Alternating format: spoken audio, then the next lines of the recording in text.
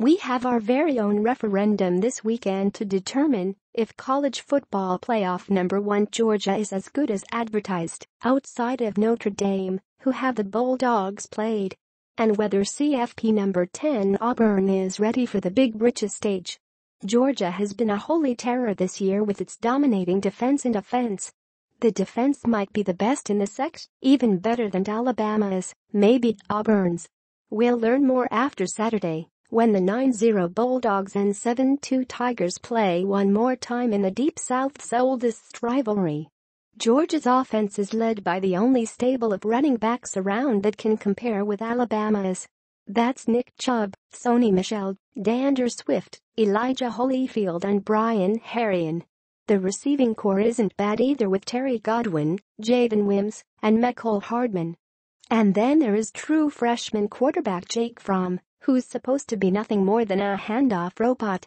But then came South Carolina last weekend, which has a respectable Will Muschamp defense, and Fromm turned into a passing whiz. Going in, South Carolina defensive back Chris Lamons gave Fromm and the Bulldogs some bulletin board talk with his comment "Georgia can't pass." A week after completing 4 of 7 passes for 101 yards in a 49-7 rout of Florida, Fromm hit 16 of 22 passes for 196 yards and 2 touchdowns against the Gamecocks. So if Auburn is going to do what just about everybody else does, load the box to stop the running game, the Tigers can't forget about Fromm's arm, although he hasn't been teed off on quite like Auburn can tee off on a quarterback. That could be the edge Auburn needs to surprise 2.5-point favorite Georgia. Against the Dogs' defense, it is probably asking a lot for Jarrett Stidham, Kerryon Johnson and Gus Malzahn's hurry-up offense that was shut down in the second half at LSU and endured 11 sacks to Clemson to be all that productive Saturday. The motivation is certainly there after last season's 13-7 loss in Athens.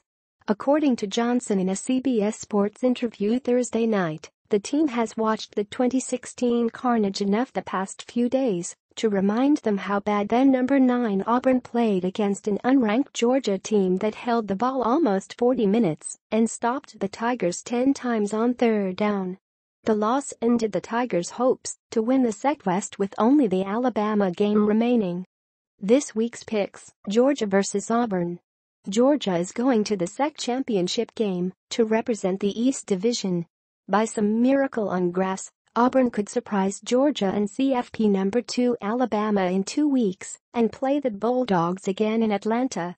Yep, the Tigers control their destiny, just like last year, but they're probably not going to control Georgia's defense with an offense that seems to go average against defenses like Georgia's when it's big britches time. The good news is they have the defense to hang with Georgia, but sooner or later their hurry-up attack is going to fizzle as Kevin Steele's defense spends too much time on the field and wears down in the second half. Georgia 26, Auburn 20. Alabama vs. Miss State. As beat up as Alabama's defense is, especially at linebacker, it still has enough firepower to shut down quarterback Nick Fitzgerald, who makes the State offense go with his legs and sometimes his arm. Maybe it can't hold him to 15 yards on the ground like last year, but it can control his option production.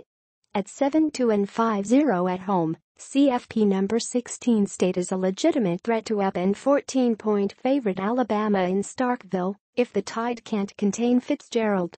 For now it's hard to take the Bulldogs seriously when they've been kicked by Georgia 31-3 and Auburn 49-10, both road games, so this is the Bulldogs' chance to show their 37-7 rout of LSU in September was no fluke. Alabama 35, Miss State 13. UAB vs. Texas San Antonio. Now that we know UAB is bowl eligible with a spiffy 6-3 record, let's see how the Blazers handle all the pats on the back going to 5-3 Texas San Antonio. Going to a bowl is one thing, going to one that has more curb appeal is the ticket. A couple more wins would be huge. It's also possible that UAB could end up sharing Conference USA's East Division crown with North Texas. But that's going to take the Blazers winning their final 2 league games, Utah and UTEP, and North Texas dropping one of its last 2. A 7.5-point favorite, San Antonio figures to contain a UAB offense that has averaged 33 points a game.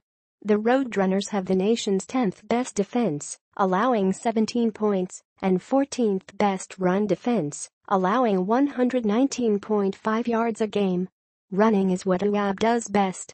Outs of 30, UAB 27. Arkansas State vs. South Alabama. The season is quickly getting away from the Jaguars, who enter Saturday's game at Ladd-Peebles Stadium with a 3-6 record. To break a 2-game losing streak, South will have to upset 11.5-point favorite Arkansas State, 5-2, the only Sun Belt team that is not lost in league play.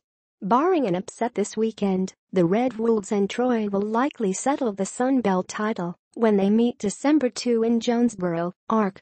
With the nation's 106th ranked scoring offense and 56th ranked scoring defense, the Jags' challenge to upset ASU is finding some offense.